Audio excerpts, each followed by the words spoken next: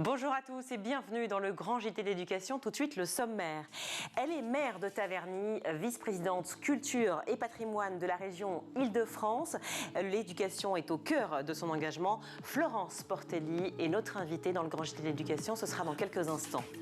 En deuxième partie d'émission, on vous présentera le programme J'apprends l'énergie qui sensibilise les enfants de la primaire au lycée à l'énergie et à tous les enjeux qui l'entourent.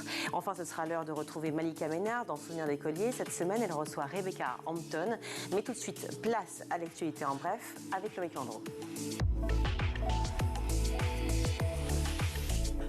Bonjour Loïc. Bonjour Virginie, bonjour à tous. Un chiffre pour commencer ce journal, 1165. C'est le nombre de postes qui seront supprimés à la rentrée 2023.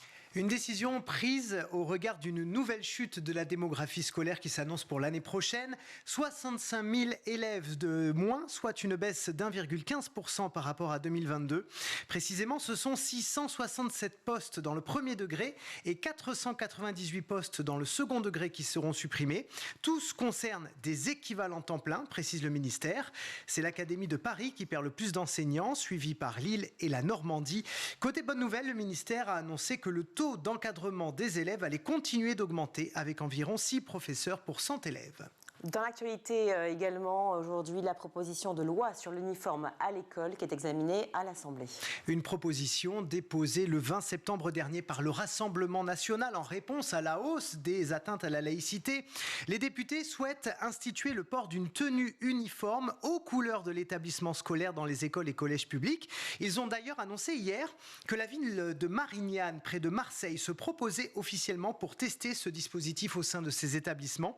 Ces débats ont donc eu lieu tout au long de cette journée dans un contexte plutôt hostile puisque la NUPES, les groupes démocrates, socialistes et apparentés ainsi que la majorité présidentielle ont annoncé s'opposer fermement à cette proposition de loi. Seuls les Républicains ont fait part de leur soutien. Tout autre sujet, on continue de suivre le dossier Voyaume, le lycée d'Aulnay-sous-Bois dont la vétusté catastrophique a été révélée par nos confrères d'RMC. Et c'est un reportage choc dont on avait déjà parlé ici, qui a été diffusé ce lundi. Ça fait état de fenêtres qui ne ferment pas, de problèmes de chauffage, de coupures d'électricité fréquentes, de toilettes sans porte, de plafonds qui s'effondrent. Face à la polémique, Pape Ndiaye s'est rendu justement au lycée Voyaume hier en compagnie de Valérie Pécresse, qui est la présidente de la région Île-de-France. Ils ont annoncé que des travaux d'urgence allaient être réalisés dans les prochains jours.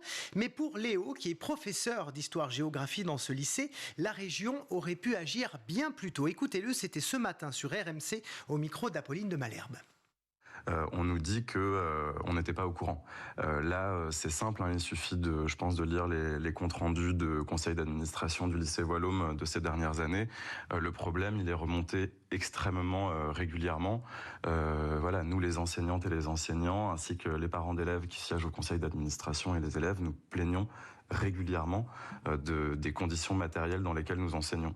Donc voilà, c'est-à-dire que moi j'ai dit, pour reprendre ce que vous disiez aussi, qu'on a été clairement entendu, puisque on a été reçu par une délégation a été reçue. Maintenant, si vous voulez, voilà, la confiance, on la donnera quand on aura des actes et pas uniquement des paroles. Et on termine avec cette visite d'Olena Zelenska aux élèves ukrainiens à Paris. Oui, la femme du président Volodymyr Zelensky était accompagnée de Brigitte Macron et de Pape Ndiaye. Ensemble, ils se sont rendus dans une école élémentaire du 3e arrondissement de la capitale qui accueille des enfants venus notamment de Kiev, de Kherson ou de Kharkiv. Je vous laisse découvrir quelques images de cette visite.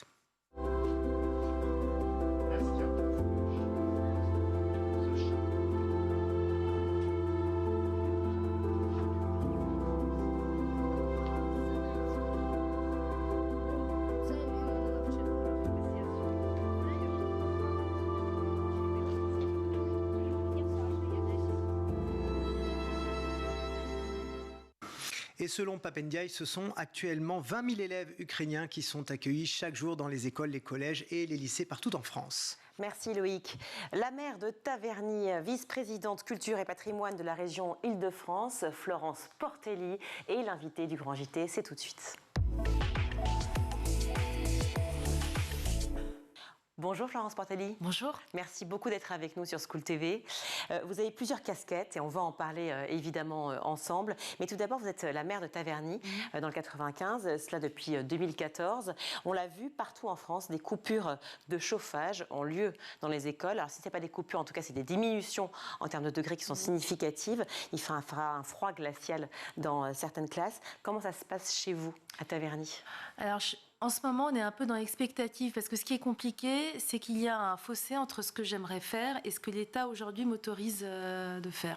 Qu'est-ce qu'il vous autorise à faire? Moi, je ne veux pas d'interruption dans la scolarité des enfants. Je trouve déjà qu'ils ont suffisamment été victimes de ce qui s'est passé pendant le Covid et que le premier devoir d'une génération et d'une classe politique, c'est avant tout de veiller à la transmission du savoir et à une égalité des chances et de devenir quelqu'un pour des enfants.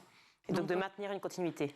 Mais je vous dis franchement, j'ai honte, sincèrement, de la désinvolture avec laquelle on traite l'école, quel que soit d'ailleurs le bord politique, je trouve qu'on n'en parle pas assez. Et la désinvolture aussi quand il s'agit de dire, s'il y a des coupures, c'est pas grave, on ferme les écoles. Alors vous fermer une école, c'est quelque part même prendre le risque d'ouvrir un jour peut-être des prisons supplémentaires. Je trouve ça dramatique de dire ça. Vous faites le lien, alors vous faites déjà allusion effectivement à l'allocution de Pape Ndiaye qui a indiqué qu'il n'y aurait pas cours le matin si des coupures d'électricité, d'électricité volontaire devaient avoir lieu dans les écoles. Et vous avez dit sur Twitter, et je relève car il est scandaleux de voir la démission morale du ministre à ce sujet. Que faudrait-il faire? Moi, je suis prête à laisser les salles de classe ouvertes, à ce qu'il y ait des coupures d'électricité. Enfin, quand il fait jour, c'est quand même pas grave. Il faisait comment avant? On enseignait quand même. Du temps de Jules Ferry, on faisait comment?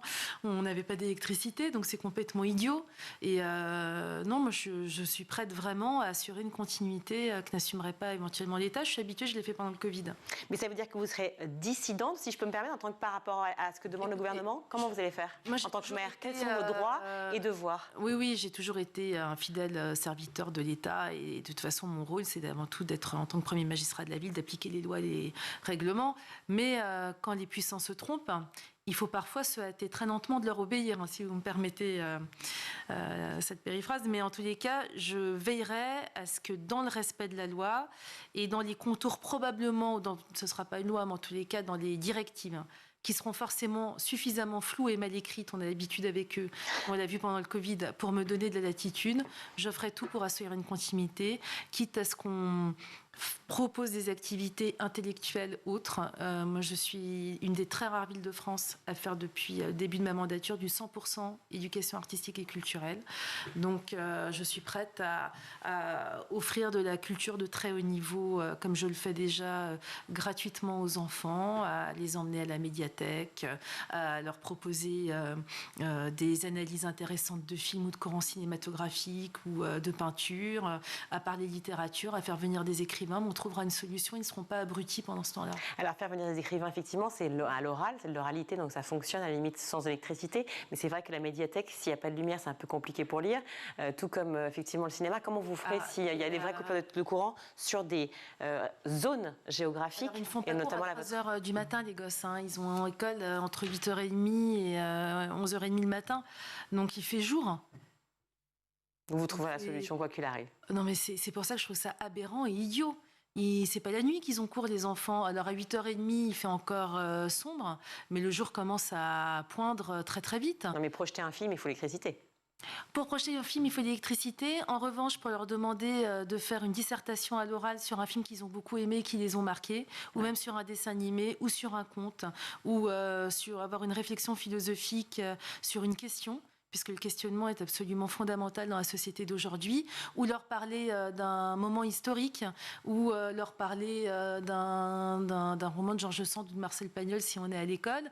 Non, il n'y a pas besoin d'électricité. Par contre, il faut avoir la lumière branchée à tous les étages quand on est responsable politique, et ne pas considérer que l'enfance et l'éducation est un détail.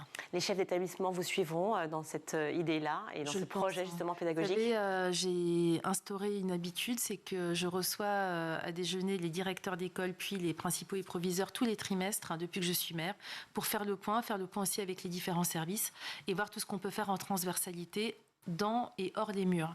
Donc on a une relation de confiance, on a aussi un un projet éducatif territorial, un PEDT, qui a été mis en place avec des parents d'élèves, des représentants de la communauté éducative et des profs.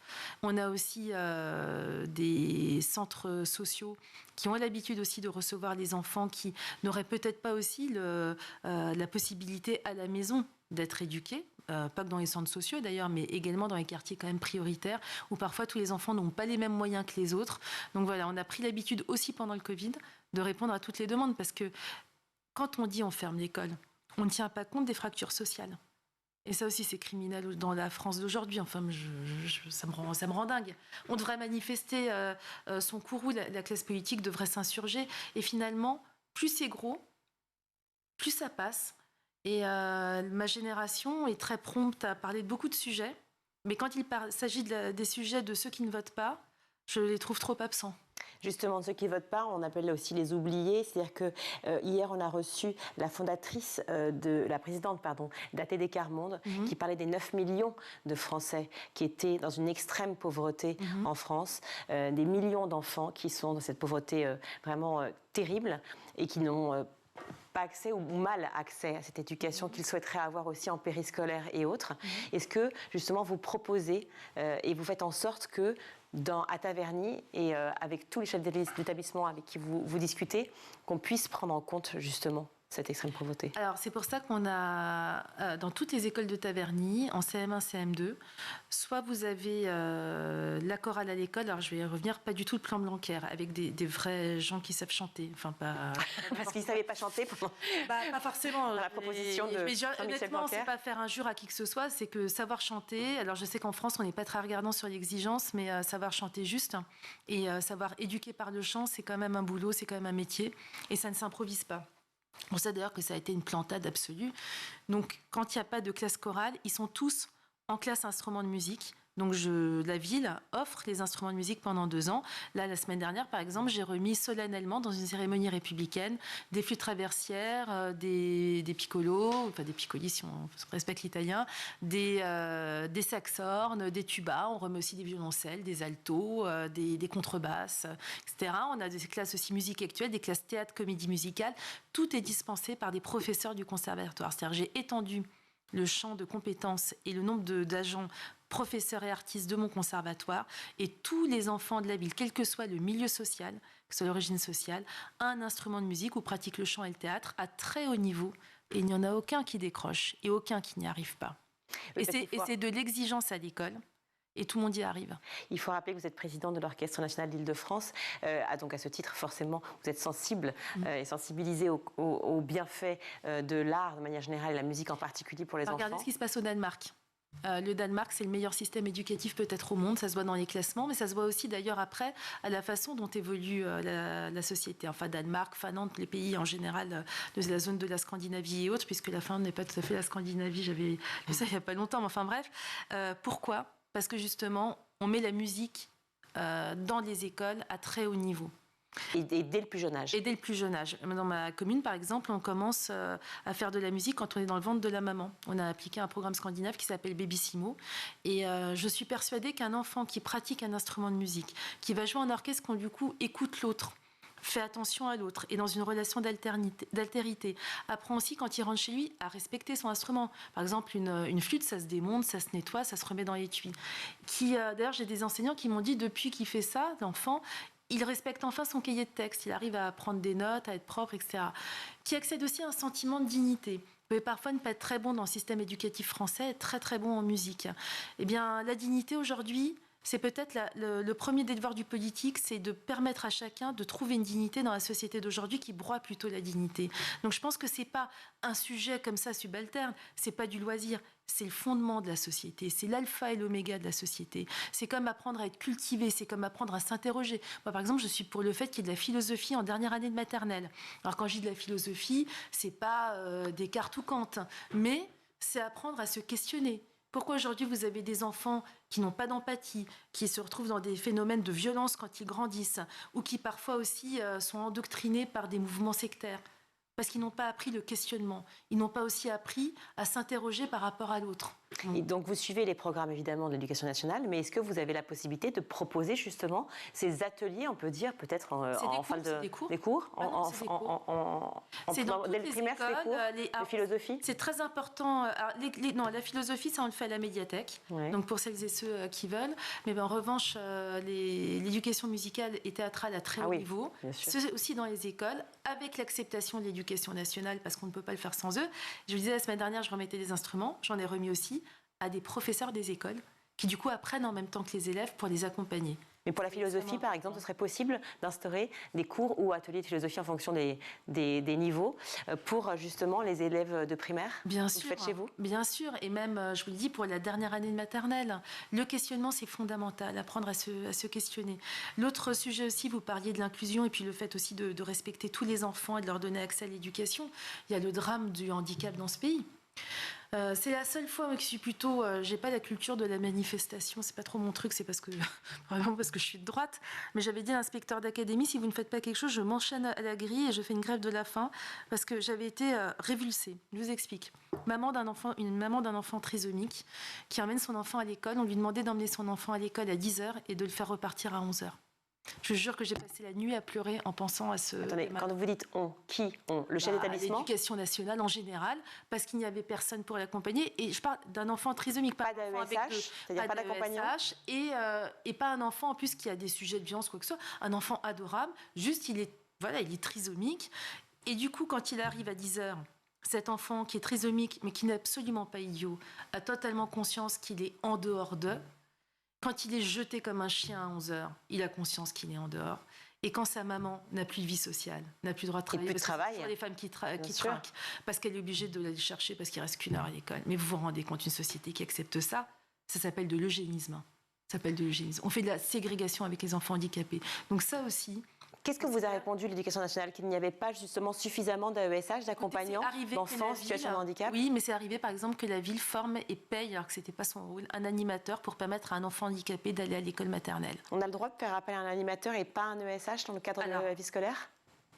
On fait comme on peut, mais en tous les cas, ça a été recruté par la ville. On s'est arrangé avec l'école parce que déjà, quand nous, on recrute, et même des éducateurs spécialisés... Quand vous dites nous, c'est la mairie? Oui, la mairie, pardon, la collectivité locale, j'allais dire, de première strate. On met 1 semaine à 10 jours pour recruter. En éducation nationale, parfois j'attends 6 mois.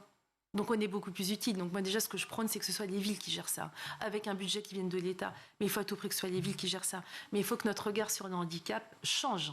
On devrait rougir de honte en France. En fait, en France, on devrait rougir de honte de plein de choses. On devrait rougir de honte que, l'éducation et la culture ne soient pas le premier sujet des programmes présidentiels, quels qu'ils soient. Pourtant, le président Emmanuel Macron ne fait que parler de l'éducation comme sujet primordial, prioritaire. Vous avez constaté que ce n'était pas le cas pour vous? Il a fait quoi? C'est une blague ce que vous me dites. Pendant la présidentielle, il n'en a pas parlé.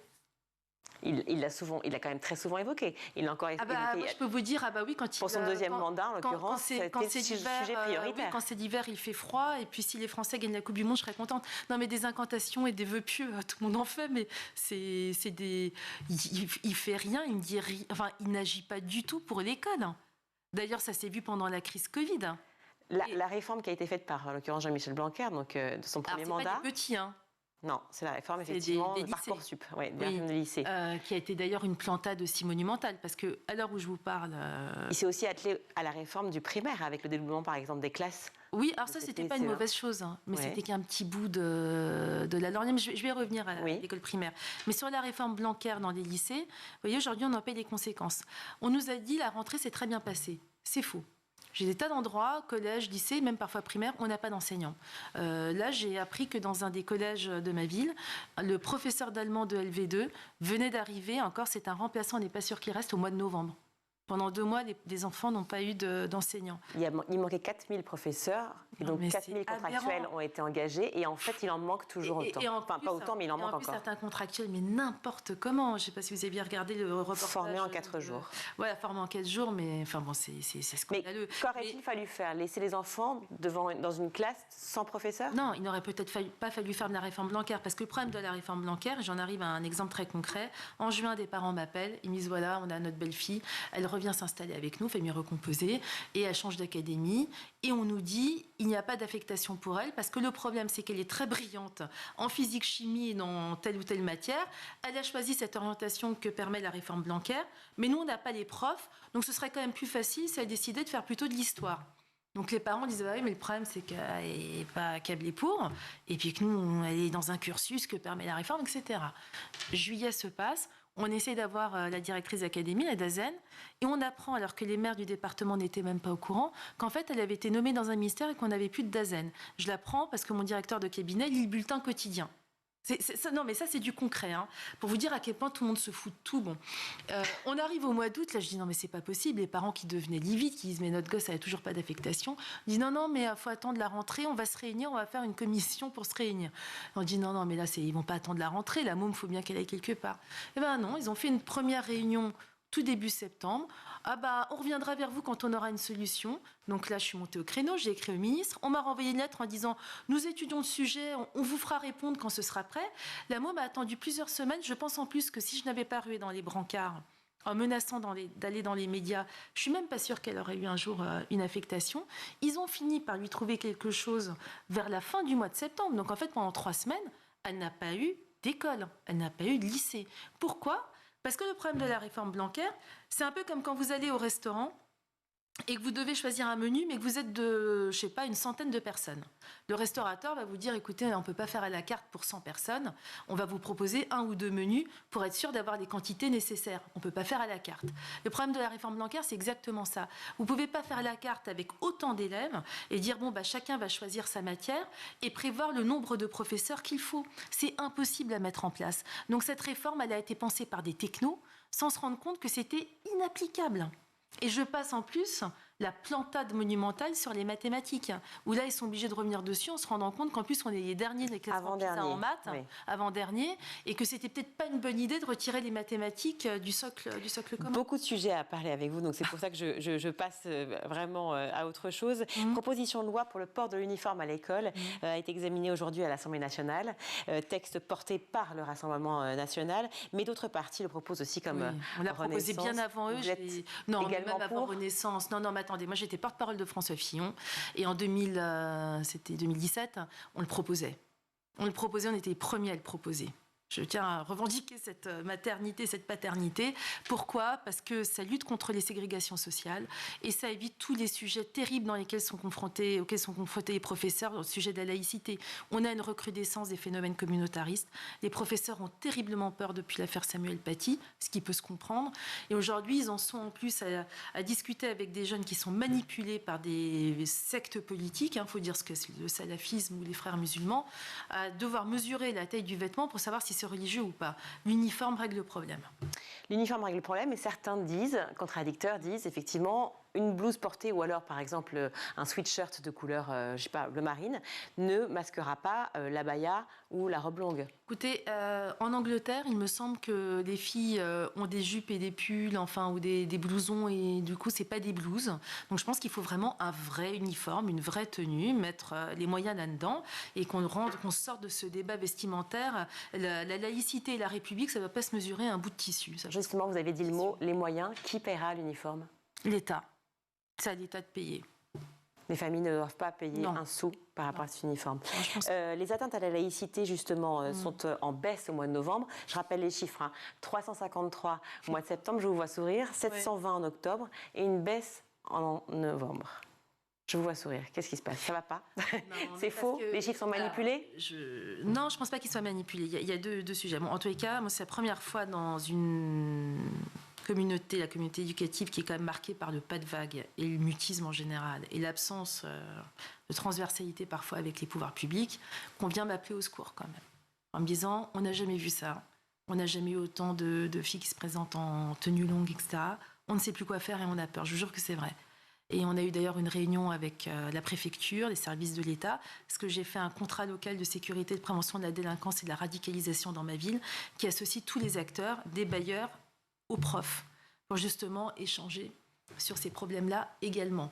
Et ils me disent, on n'a jamais connu ça. C'est du jamais vu. Et qu'est-ce que vous avez mis en place? Qu'est-ce que vous proposez pour justement... Moi, justement, d'ailleurs, je vais le proposer dans un texte, alors qui même me suivent, mais je propose quelque chose qui n'a jamais été proposé jusqu'à maintenant. Ça va vous paraître simple maintenant que je le dis, mais dans ma vie, j'ai un conseil des droits et devoirs des familles. Quand il y a un problème qui concerne l'école, quel qu'il soit, ce que l'école appelle publiquement un fait d'établissement, je demande à ce qu'il soit sorti de l'école et que ce soit la ville qui le traite. C'est-à-dire, le problème aujourd'hui de l'école, c'est qu'elle n'instruit plus, mais elle éduque. Elle éduque à la place des parents, elle gère les problèmes de société, des conflits de divorce, parfois même sur le trottoir ou pour des questions de cantine, jusqu'à la violence, jusqu'à parfois aussi la pauvreté, la désespérance, ou parfois les problèmes d'atteinte grave ou pas à la laïcité. Il faut que tous les sujets de société ne soient plus gérés par les profs, qui ont notre mission, mais par nous, les collectivités territoriales, parce qu'on est les seuls, en plus, à avoir des possibilités de sanctions, ou des possibilités d'accompagnement avec nos services sociaux et à pouvoir croiser les informations parce qu'on est au centre de tout. On a la police qui nous communique les chiffres, les renseignements territoriaux, on a des contrats avec de locaux de sécurité, de prévention des délinquances et de la radicalisation avec le parquet, on a nos services sociaux, on travaille avec les bailleurs dans les logements sociaux, etc. On peut tout croiser. Et moi, c'est ce que je fais. Et quand j'ai des gens qui, d'ailleurs, sont violents, des parents qui se comportent mal, j'exclus aussi du périscolaire quand il le faut.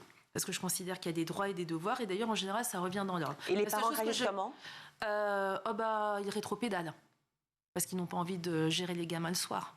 Alors, je n'exclus jamais... Il y a une démission des parents, vous dites? Parfois. Alors, parfois aussi, là, on n'exclut pas. On a des parents qui sont juste en difficulté pour accompagner. Dans ce cas-là, on les accompagne, mais de manière très contractuelle. C'est-à-dire, on vérifie que vraiment, ils suivent chaque étape de l'accompagnement. Sinon, là, on passe à une phase plus de sanctions. En revanche, je n'exclus jamais de la cantine, parce que même si c'est un service facultatif, je sais qu'il y a des enfants qui ne mangent qu'à la cantine. Mais en tous les cas, les problèmes de la société, je les extrais de l'école. Parce que quand vous avez un problème à l'école, je ne sais pas si vos auditeurs le savent, ils appellent ça maintenant, dans la technocratie d'éducation nationale, un fait d'établissement. Je vais caricaturer, mais si vous voulez décapiter votre prof ou juste lancer une boulette, c'est un fait d'établissement, c'est pareil. C'est juste qu'il y a une classification à l'intérieur différente, mais vous allez taper votre fait d'établissement sur un ordinateur, ça remonte quelque part, officiellement, à part que souvent ça ne redescend pas. C'est-à-dire qu'en fait, le prof se retrouve complètement démuni. Et quel est l'éventail aussi de sanctions? C'est ce qui s'est passé pour Samuel Paty, qui avait déjà lancé des alertes. C'est le cas le plus extrême. Mais avant Samuel Paty, il y a des tas de strates. Et de même, quand on est à des phases plus intermédiaires, quelle est la possibilité de sanction d'un professeur par rapport à un parent? Aucune, c'est pas son élève. Donc c'est extrêmement compliqué. Nous, en revanche, les maires, on peut le faire. Alors vous allez me dire, oui, mais l'écueil de ça, c'est les maires dans des petits villages qui ont très peu de moyens. Entièrement d'accord. C'est pour ça qu'à mon avis, dans ce cas-là, ça doit être traité en intercommunalité. Mais moi, je crois sincèrement que les problèmes de société à l'école doivent être traités obligatoirement par le maire, qui doit devenir vraiment, par les faits, réellement ce que lui attribue normalement le code, le premier magistrat de la ville. Merci beaucoup. Un vrai juge de paix. Merci Florence Portelli d'avoir été avec nous sur le Grand JT de l'Éducation. Je rappelle que vous êtes maire de Taverny, également vice-présidente culture et patrimoine de la région Île-de-France. Merci beaucoup d'avoir été avec nous. On marque une courte pause, on se retrouve.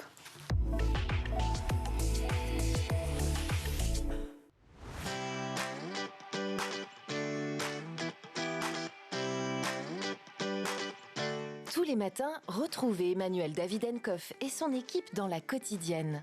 En compagnie d'un invité fil rouge, il vous propose des clés de compréhension et des pistes d'action en matière d'éducation. Vous venez de le dire, on parle d'intégration. Là, aujourd'hui, ce qu'il faudrait, c'est que l'inclusion se mette en place réellement. Parents, profs, élèves, élus, Patrice Boisfer vous donne la parole chaque jour dans le MAG pour aborder une thématique clé de l'éducation. L'idée, c'était de dire, vous pouvez le faire, c'est une volonté. Chaque jour, faites bouger le monde de l'éducation dans l'école du futur. Avec ses invités, Marjorie Paillon inspire vos enfants et les guide vers les métiers de demain. Le goût de l'effort qui est absolument nécessaire de développer chez un enfant, on peut le proposer avec un outil numérique. Tous les soirs dans le Grand JT, Virginie Guillaume débriefe de l'actualité du jour. Politiques et acteurs de l'éducation se questionnent sur l'avenir de nos enfants à l'école. Et j'espère qu'un jour, on y arrivera, le jour où on aura suffisamment un parcours de citoyenneté solide et qu'on aura donné aux jeunes de 16 ans la capacité de voter avec tous les outils dont ils ont besoin. Chaque semaine, Malika Ménard reçoit une personnalité qui se confie sur ses souvenirs d'écolier et sa vision de l'école d'aujourd'hui et de demain. En réalité, ça va être des ordinateurs, des tablettes, du numérique. School TV, imaginons ensemble l'école de demain.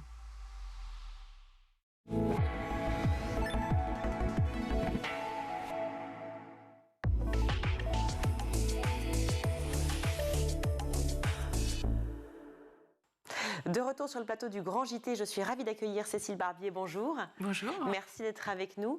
Vous êtes directrice du programme J'apprends l'énergie.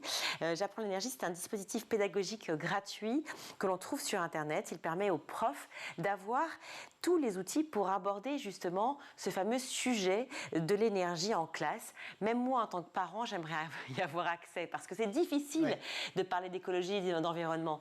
On voit beaucoup de choses, on lit beaucoup de choses, mais je pense que pour les professeurs, effectivement, il y a plein de formations qui sont utiles et en l'occurrence, J'apprends l'énergie leur permet tout ça. Alors, on va en parler. Comment déjà vous est venue cette idée ? Alors, l'idée, elle ne vient pas de moi, elle vient de l'entreprise Engie qui, depuis très longtemps, en tant qu'acteur majeur de la transition énergétique, a décidé de s'investir solidairement auprès des jeunes. D'une part, pour essayer de les former, parce que la formation, c'est le futur, hein, donc pour essayer de les former à l'énergie, aux enjeux de l'énergie et aussi à ses opportunités. Et puis aussi, pour leur présenter toute une palette de métiers de la filière énergétique qu'on ne connaît pas très bien ou qui ont beaucoup évolué et pour lesquels on a une image tout à fait désuète.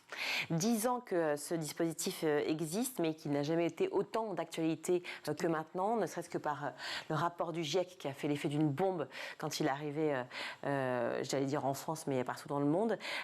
Et puis aussi avec eh bien ce thème qui est l'écologie et l'environnement, qui est dans toutes les bouches, et notamment pour la présidentielle. En quoi c'était important pour vous de pouvoir effectivement amener ça à l'école et pour les élèves, essayer de comprendre finalement pour les petits citoyens qu'ils sont et qu'ils seront demain, ramener effectivement les outils pour comprendre. Alors effectivement, on se retrouve un peu à un moment charnière de notre histoire, où les ressources énergétiques, finalement, celles traditionnelles que l'on connaît, se raréfient ou devient de plus en plus inaccessible avec les moyens traditionnels. Et donc, il faut se tourner vers quelque chose qui est peut-être plus simple d'accès, comme le vent, l'eau.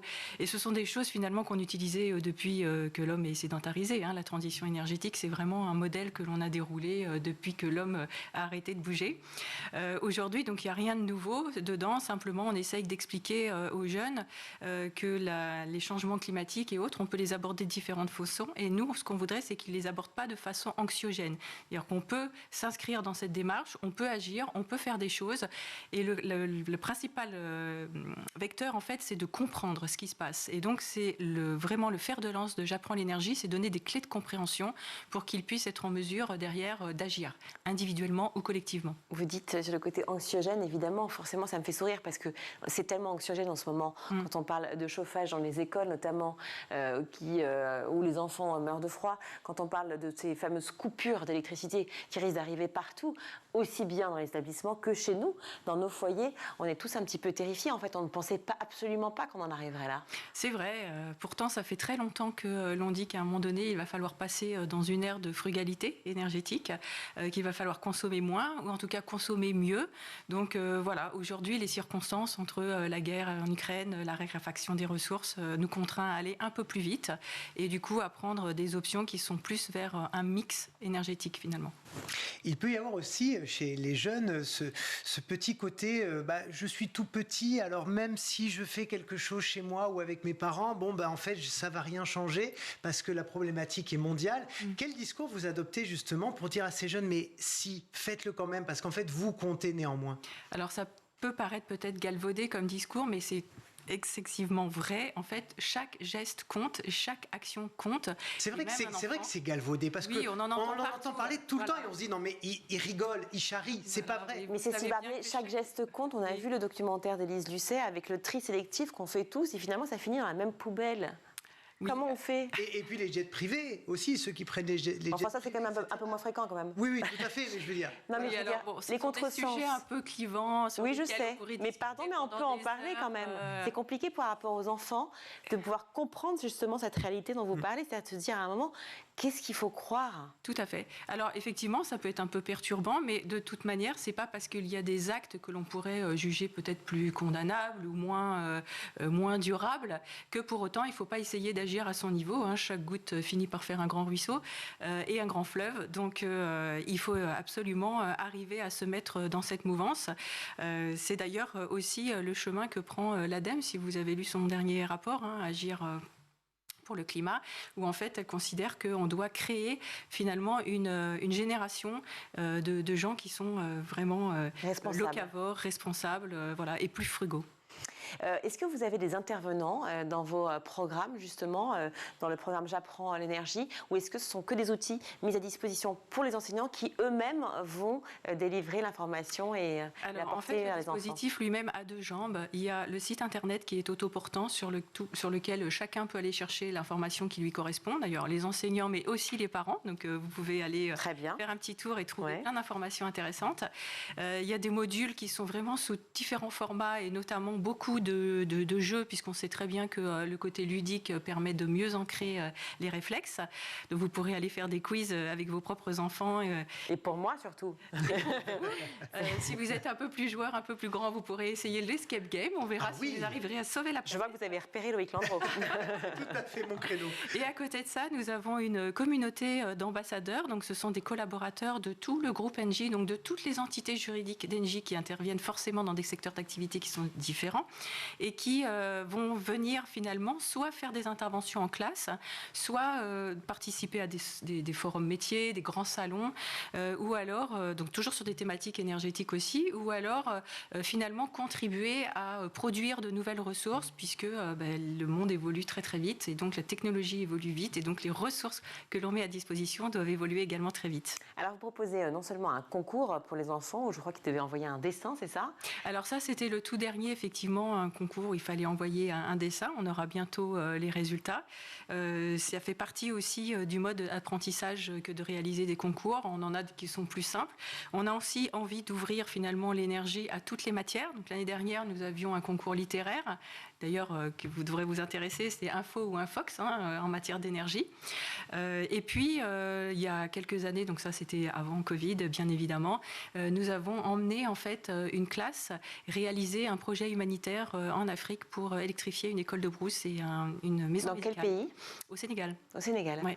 Et comment ça s'est passé? Les enfants, j'imagine, étaient fous de joie à l'idée de pouvoir participer à ce projet? Alors ça a été quand même un choc parce que c'est la génération où on appuie sur l'interrupteur pour avoir de la lumière et c'est pas forcément évident de comprendre que ailleurs ça ne se passe pas comme ça.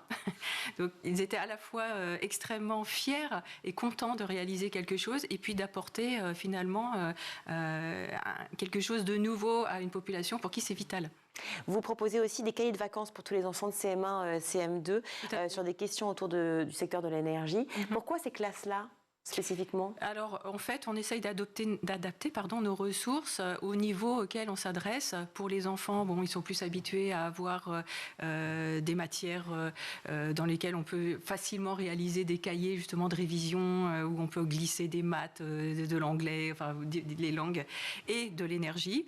Et pour les plus grands, en fait, on adapte. Par exemple, pour les lycéens, l'année dernière et depuis 2 ans, en fait, on construit des dossiers complets pour le grand oral.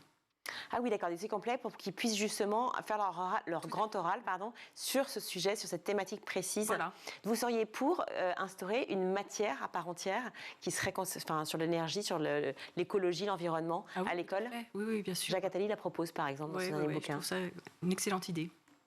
Il y a un podcast aussi qui s'appelle Au cœur des enjeux climatiques que l'on peut écouter. Comment il s'articule? Alors, effectivement, c'est une nouveauté. On a produit ça parce qu'il faut se mettre à la page aussi. Et on voit que les podcasts fonctionnent finalement très bien, notamment pour ceux qui ont une mémoire auditive. Là encore, en fait, on s'est basé sur 2 cibles différentes. Les tout petits, pour lesquels on leur a expliqué on leur demandait en tout cas d'expliquer pour eux comment ils percevaient l'énergie dans la nature, quelle serait l'énergie de demain, quelle serait la ville de demain. Et puis pour les adolescents, une façon un peu plus poussée de travailler. Quel est l'impact de l'énergie sur la biodiversité, par exemple, ou sur, encore pour les plus grands, pour les tranches de PIB. Bref, en tout cas, tout un panel de réflexion tourné autour de l'énergie.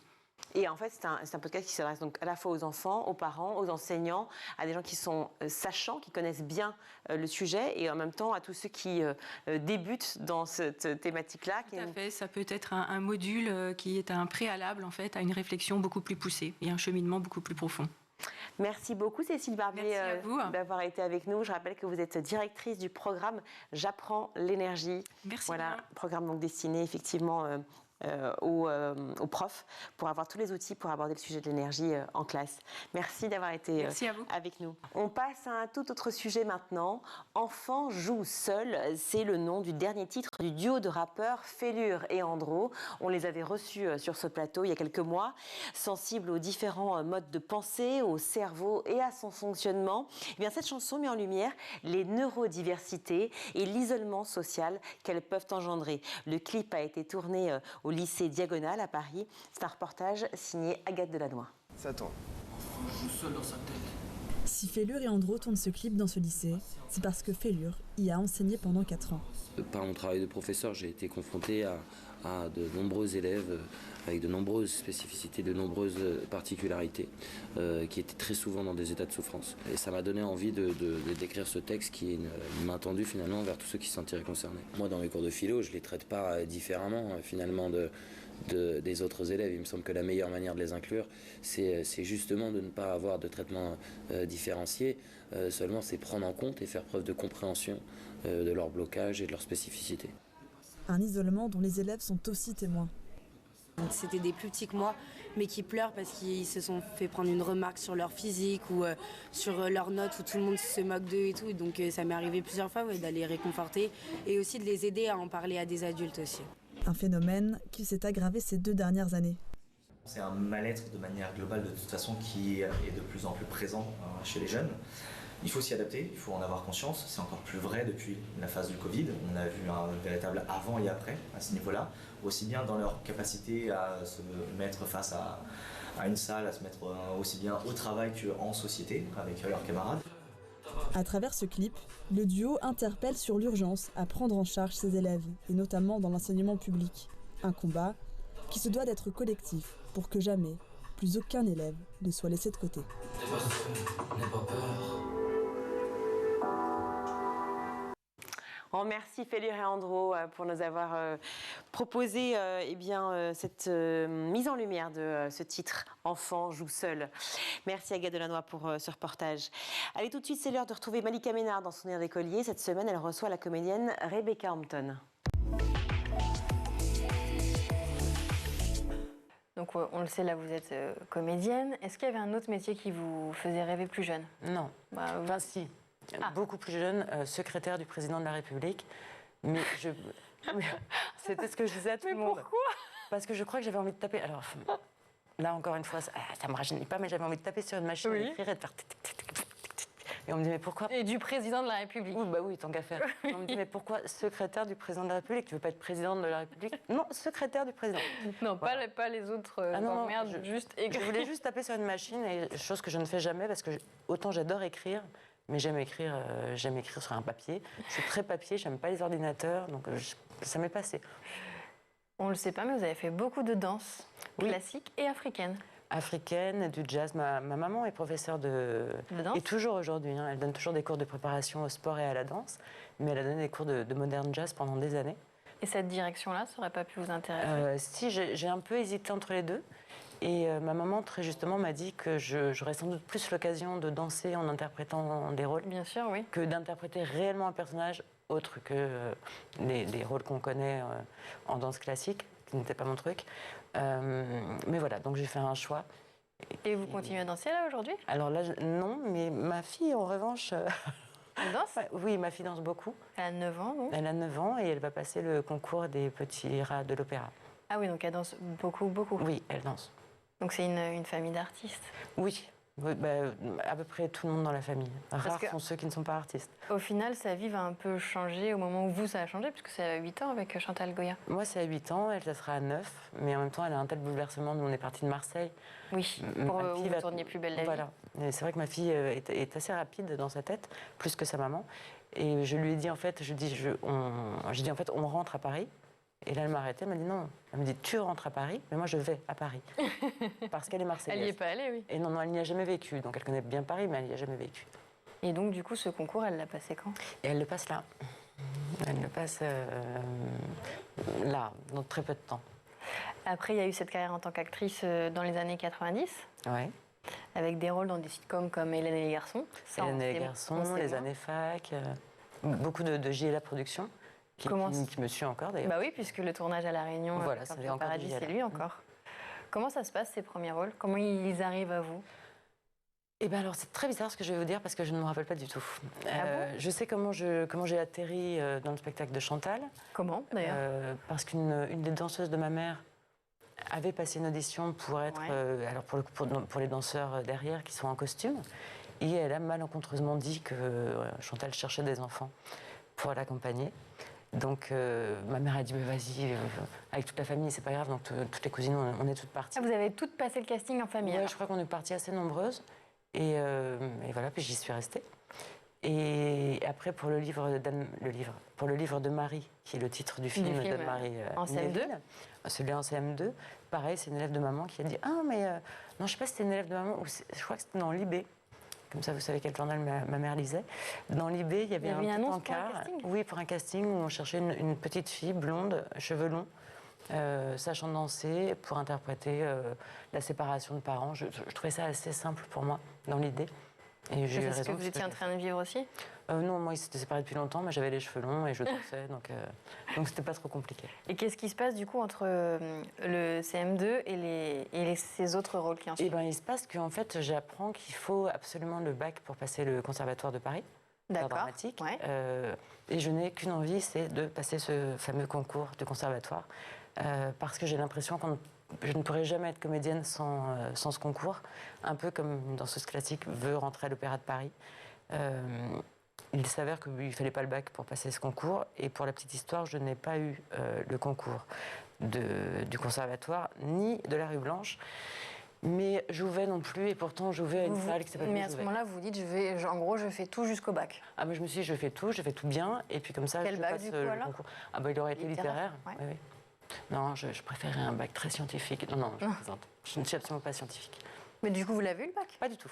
Vous êtes arrêtée du coup, dès que j'ai appris qu'on n'avait pas besoin de l'avoir, je suis. Et c'est là que vous avez Ne le dites pas à ma fille. Il faut avoir son bac. Et c'est là qu'après, il y a eu ses premiers rôles, alors? Et après, il y a eu ses rôles à la télé, il y a eu mes premiers pas sur scène, vraiment en tant que comédienne de théâtre. De théâtre? Ah, déjà, alors? Après, je partais en Belgique, tourner parce que c'était très compliqué, parce qu'en fait, je prenais des cours de théâtre, mais il fallait les payer, donc il fallait travailler. D'accord. Et j'ai fait plein de métiers à côté. J'ai même été... Comme quoi? Alors, j'ai été barmaid très longtemps.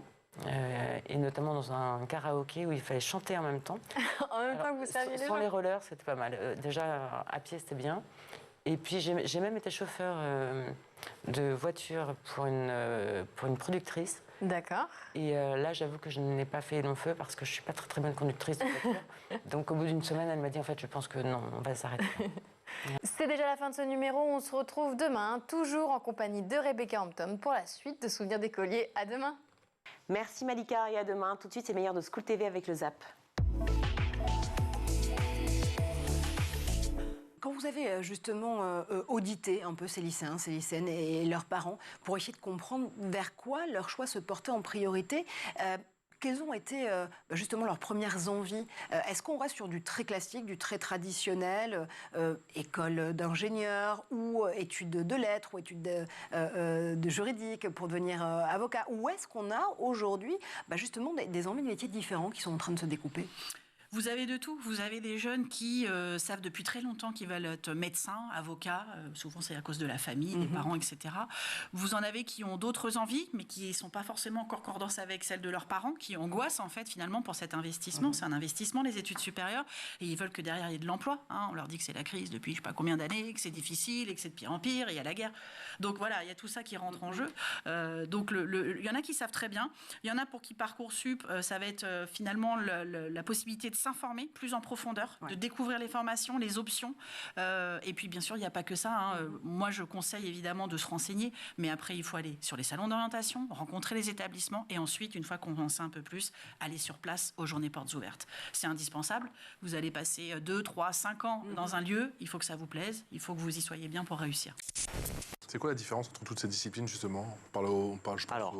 Allez, la boxe française, la boxe anglaise, le pancrace, le kickboxing. Boxe anglaise. Comme vous avez. Donc boxe anglaise, que les poings. Donc on peut taper au-dessus de la ceinture, au corps, à la tête. Ça, Irina s'est entraînée, ça. Attention. Voilà, ça, on va travailler ça. La boxe française, donc là on a un joli juste corps à bretelles, tout moulant, et des chaussures. Et là on tape avec le pied. On tape avec le pied et les points, d'accord? Donc c'est l'art de toucher, quoi, on va dire. Non, ça reste puissant. La boxe française, ça reste puissant. Il y a des combats et les chaussures justement, elles sont un peu pointues, donc ça permet de faire de mettre des pointes dans le corps qui font bien mal. La touche fait très mal, en fait. C'est ça. D'accord. Après on a le kickboxing où là on va taper avec le pied et en plus le tibia. Et on n'a plus de chaussures, on est pieds nus et on tape pieds-poings avec les jambes et les tibias. Après, on a la boxe taille, on va rajouter les genoux et les coudes. On appelle ça le sport des 8 membres. Donc ça fait les deux poings, les 2 pieds, les 2 genoux et les 2 coudes. On a ça. Et puis après, donc le mix martial art, bah là, on va avoir... Le fameux MMA. Le MMA, voilà. On va avoir un peu tout. C'est un mix à la fois de judo, c'est-à-dire des projections pour partir au sol. On va ensuite combattre au sol. On va pouvoir faire des prises de jiu-jitsu, des clés, des étranglements, etc. Et puis debout, la boxe taille. La boxe taille, c'est-à-dire pied-point, on peut faire un peu tout. Mais ça reste un sport avec beaucoup de règles où, bien évidemment, on n'a pas le droit de taper dans les parties, dans les yeux, derrière la tête. Il y a beaucoup de règles, en fait. Et vous êtes notamment la meilleure alliée des jeunes qui passent un certain nombre de tests, comme le Taj Mahal et d'autres, pour passer les concours, le JMAT, enfin voilà. L'idée, c'est tout un parcours de vie, des rencontres de personnes sur son chemin qui vous ouvrent à différents univers et voilà, et la culture générale, je trouve que c'est un lien entre les gens, c'est notre humanité. Et ça permet de s'évader du quotidien, qui est parfois pas toujours gai. Et à travers la culture générale, vous apprenez plein d'anecdotes assez rigolotes. Et ça lie les gens entre eux, je trouve. Vous avez commencé toute jeune à vous intéresser à ça? Oui. Vers 17 ans, j'ai fait un peu de théâtre, j'ai pris des cours, j'ai joué en amateur. Après, à côté, j'étais étudiante en prépa, en maths. Ouais. Voilà. En prépa, en plus? Oui. Et comment vous dormiez de temps en temps ou... Pas beaucoup. Pas beaucoup, oui, c'est vrai.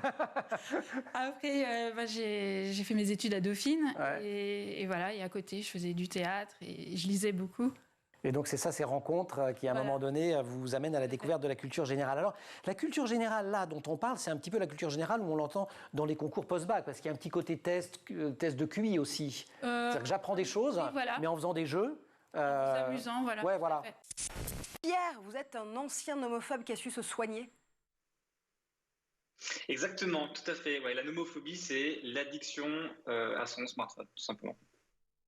Et alors justement, vous étiez addict, vous aussi, vous avez réussi à vous en sortir. Vous nous donnez un peu d'espoir quand même sur ce plateau, ça fait plaisir. Comment est-ce que vous avez fait? Alors, bon, déjà, il faut savoir que moi, j'étais effectivement un ancien nomophobe, c'est-à-dire que je passais en général entre 6h et 7h sur mon téléphone quotidiennement, principalement sur les réseaux sociaux. Et dans le livre qu'on a écrit avec Benjamin, Benjamin est clairement l'auteur de ce livre, moi je l'ai rejoint après sur ce projet-là, mais en gros, Benjamin a développé une méthode qui s'appelle Under2. Under2, pourquoi? Pour en dessous de 2, pour passer finalement en dessous de 2 heures de téléphone quotidiennement. Et c'est finalement une méthode qui a été appliquée par moi-même et par d'autres personnes et qui a fait ses preuves, puisque grâce à Under2 et ces petites astuces, en fait, on arrive facilement quand même à tout simplement baisser son temps d'écran, qui, je le rappelle, est extrêmement important. Et tout à l'heure, vous parliez de 5 heures et quelques pour les Brésiliens et les Indiens. Il y a une donnée en fait qui est assez intéressante, notamment qui est dans le livre, c'est que 5 heures par jour de téléphone, c'est comme si vous commenciez à regarder votre téléphone le 1er janvier et que vous releviez la tête le 17 mars sans jamais avoir quitté votre téléphone. Et Xavier, toi, tu as dû attendre un petit peu avant justement de tester, de faire ce type de sport comme le kickboxing. Est-ce qu'au début, tu as peut-être eu la réticence de ton entourage ou de tes parents? Est-ce que c'est encore des sports qui sont connotés, qui sont dits violents? Je sais pas si mon entourage. Honnêtement, j'ai pas toujours voulu, depuis que j'étais tout petit, faire de la boxe. Et au bout d'un moment, à 15 ans, mon père m'a dit bon, allez, ça y est, c'est bon, tu peux y aller. D'accord. C'est à ce moment-là que j'ai décidé de commencer. Et après, je pense qu'il y a quand même ce truc. Il y a, par exemple, sur le MMA. Parce que le club où je suis, il propose aussi des entraînements de MMA. Mon père, il m'a dit, c'est ultra violent, c'est machin. Donc il y a encore cette connotation derrière. Après, ça reste des sports de combat, donc c'est entre guillemets violent, mais c'est pas violent dans le sens sans règles, c'est pas sauvage, quoi. Il y a quand même des règles, c'est quand même du sport. Et ça, je pense que ça amène aussi ce côté de canaliser les gens, et ça leur permet de combattre aussi dans un ring ou dans un octogone, et d'être moins violent peut-être pour le coup dans la vraie vie, dans le sens où ça va nous canaliser au sport et d'être après plus calme dans notre vie de tous les jours. Emma, une heure de la récré spéciale Noël, vous allez nous donner des astuces pour que le repas de Noël se déroule dans de bonnes conditions?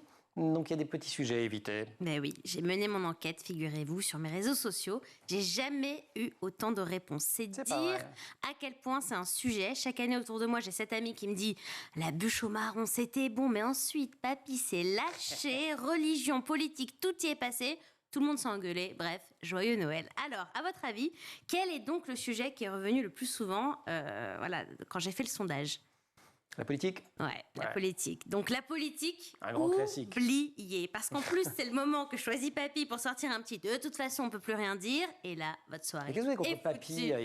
Votre grand-oncle. Ouais, je sais pas, moi j'imagine pourquoi pas une grande tante? Enfin, quel sexisme. Attendez, j'arrive avec la voilà. Ensuite, il y a un sujet qui est beaucoup revenu, c'est l'éducation des enfants. Si votre tante Sylvie a décidé que sa petite de 4 ans ne devait pas manger de gluten parce que c'était pas bon déjà à son âge pour son microbiote, respirez un bon coup, elle n'a que 4 ans, vous lui ferez découvrir les joies des gâteaux plus tard. Donc on sourit, on détourne l'attention, et si on allait jouer à ce super jeu que tu as reçu pour Noël? Ouais, donc on fait des cadeaux tôt quand même. Voilà, ça marche à tous les coups. Faut en revanche s'armer de patience, car à partir du moment où vous avez dit oui pour jouer avec un enfant, préparez-vous à jouer avec lui jusqu'à Noël prochain. Qu'est-ce qu'on a ensuite? Oui, les éoliennes. Le végétarisme, ça marche bien. Le boycott de la Coupe du Monde au Qatar, bien sûr. L'argent, le foie gras, c'est pas très éthique. L'héritage. Et sur un ton plus sérieux, cette fois, il y en a tellement des sujets qu'on aimerait éviter à Noël. Comment passer de belles fêtes quand on voit qu'il y a la guerre en Ukraine, mais pas qu'en Ukraine d'ailleurs, au Yémen, en Éthiopie. Donc on se réjouit de pouvoir partager un repas en famille avec ses proches, en paix. Et bonne fête à tous. Mais comme vous êtes philosophe, j'aime bien cette fin de chronique. J'aime tout, j'ai aimé le début aussi, mais c'est une belle morale de l'histoire. C'est la fin de ce grand JT. Merci à vous tous de l'avoir suivi. Merci Loïc d'avoir été avec nous aujourd'hui. Merci beaucoup. Demain, c'est Mickaël Dos Santos. Et vous? Eh bien, moi, ce sera vendredi. Voilà. Mais bon, si vous préférez Mickaël. Tout est permis vendredi. Oh, voilà. Attention, fausse promesse. Merci beaucoup, en tout cas, à vous tous de nous suivre. Canal 247 sur les Freebox, schooltv.com pour nous retrouver aussi. Aujourd'hui, à la réalisation, c'est Mani Pézesque. Au son, c'est Louise Merlin. Colline Hamel, au maquillage. Et Maguessel et Agathe Delannoy à la rédaction. Bonne soirée à tous. Ciao.